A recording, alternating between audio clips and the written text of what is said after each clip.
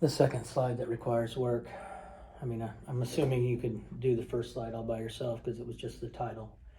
Lloyd is planting a rectangular garden. That's the same Lloyd that we just talked about that measures 40 feet by 24 feet. Lloyd needs to find out how large his garden is so he can buy enough mulch for the garden. What is the area? Thing I forgot to do on the first one is if it's giving us a shape and the measurements, it's much easier to write them down. So we have 40 feet by 24 feet. And since it's a rectangle, the opposite sides are equivalent. 40 feet, 40 feet, 24 feet, 24 feet. All right angles, and opposite sides are parallel. So that makes a rectangle.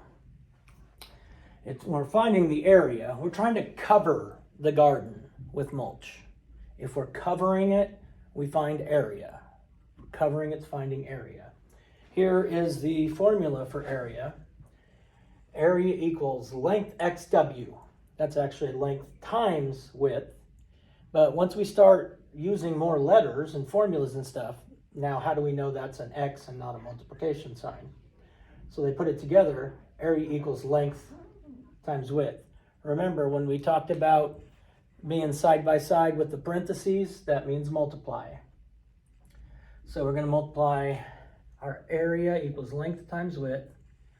So 24 feet times 40 feet. Now it's multiplication, so it can go in any direction. It doesn't matter. Since I'm multiplying feet times feet, that is why my area is square feet. So I have 24 times 40. I arranged it like this because I have a 0 in the ones place. So I can just bring that 0 down because I have 0 ones.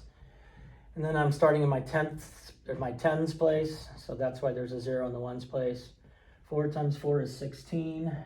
4 times 2 is 8. Plus 1 is 9. And so it's 960. One way you'll see square feet written is like that. Or 960, and then the words square feet. Be prepared to see it in any other way. Thank you.